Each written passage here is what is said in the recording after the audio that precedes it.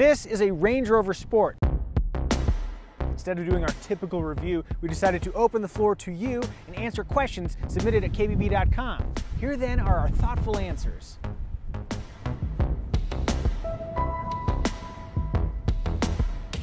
Well, Katie, the Range Rover and the Range Rover Sport actually have quite a bit in common since they were developed together. The Range Rover Sport slots neatly between the flagship Range Rover and the entry-level Range Rover Evoque, with roughly $20,000 separating each car's base price. Dimensionally, the more sleekly shaped Sport is about 2 inches lower than the Range Rover and 6 inches shorter in length. While both vehicles now boast rigid aluminum unibodies that enabled a staggering 800-pound curb weight reduction versus the previous models. Consequently, losing a chunky motorcycle worth of weight greatly aided the Range Rover Sport's fuel economy figures.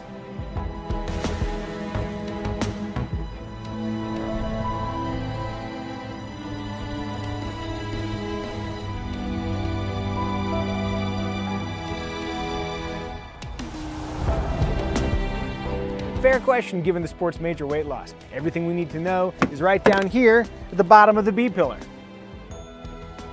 Yep, well over 6,000 pounds. You're cleared to exploit the tax code.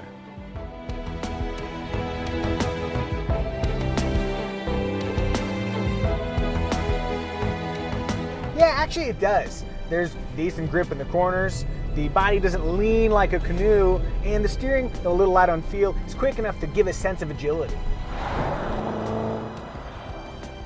In V8 models, you can also enter dynamic mode, which firms the suspension, reduces body lean even further, and adjusts the transmission, throttle, steering, and stability controls for even more engaged driving.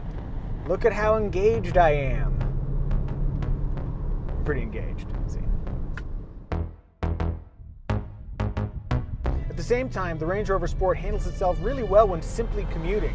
Harsh bumps can overwhelm the suspension, but for the most part, ride quality is really pretty good. One more sport-related thought. If you measure sport potential by pure straight-line acceleration, the Range Rover Sport's a superstar. The basic V6, which is supercharged, can get you from 0 to 60 in about 6.9 seconds, but this supercharged V8 with its 510 horsepower output, it'll do that run in about 5 seconds. Just so you know, 5 seconds from 0 to 60 is very fast. Oh God, we're going very fast. Whether you choose the V6 or the V8, you'll get to enjoy this wonderful 8-speed automatic transmission. It's both silky and swift.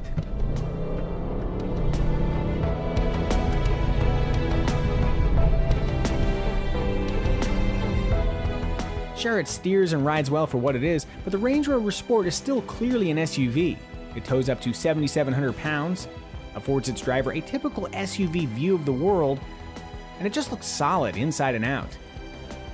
Then there's what happens when the road ends, a perfect lead-in to Bill H.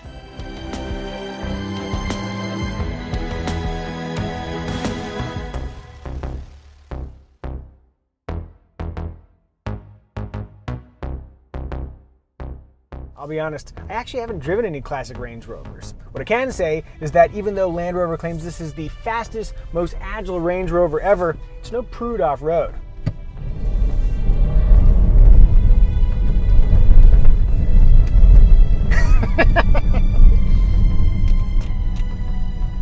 I wasn't kidding. The standard independent aluminum four-corner air suspension not only alters vehicle height for easy passenger access or enhanced obstacle clearance, it also offers a generous 10.2 inches of wheel travel in the front and 10.7 inches in the rear. Using the now familiar terrain response system, it's easy to dial up the ideal engine, transmission, stability control, and differential settings for a variety of conditions. In higher trims, you can also just mash the button to enter auto mode, in case you can't be bothered to actually look at the range you're roving over. For extra serious terrain, the standard torsion center differential can be replaced with an optional 2-speed locking transfer case capable of sending 100% of the engine's torque to either the front or rear tires. Perhaps the biggest difference between this and classic Range Rovers is that it almost feels like this is too posh to bash along rugged trails. Notice they say almost.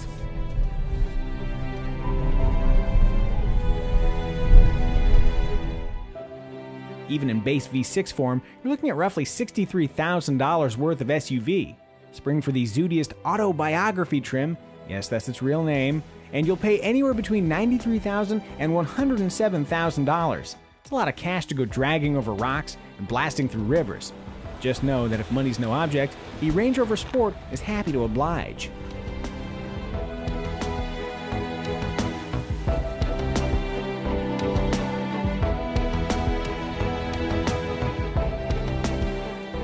Not much. This particular version doesn't have the third row seats, but let's imagine what it's like to sit in the space.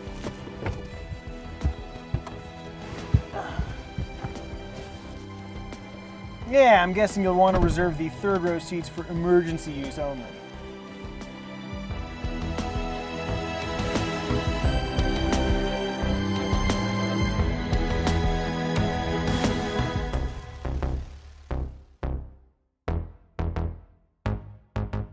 That's tough since the Land Rover people kind of checked all the option boxes when figuring out which cool features to offer. Some quick highlights include blind spot warning, cross traffic warning, dynamic cruise control that can bring the vehicle to a complete stop, and a very straightforward self-parking system. I'm actually a little underwhelmed by the layout of the infotainment system, but this big panoramic sunroof is a delight, and having cameras all around the car makes it less likely that I'll run over camera god Mike Delano.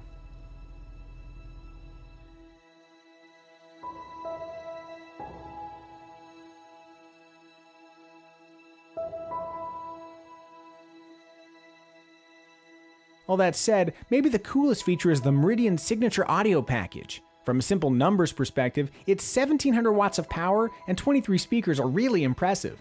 Oh, and it sounds good too. In case you were wondering, there are plenty of alternatives in the sport-oriented luxury SUV space, like the cheaper BMW X5 and the Audi Q7, though both lack the Range Rover Sport's sporty edge. The BMW X6 and Porsche Cayenne S have prices and demeanors closer to the Range Rover Sport, but neither offers three-row seating. Still, there are a few nagging questions about the Range Rover Sport when it comes to resale values and build quality. For example, during our shoot, the blind spot warning systems only worked intermittently, and this grab handle broke because somebody used it as a grab handle. But even with those issues, it's really hard to deny the Range Rover Sport's charm. It looks great, drives wonderfully wherever you take it, and has the kind of coolness most SUVs only dream of. And if you think about it, in the luxury SUV category, is it cool? Might be the only question that really matters.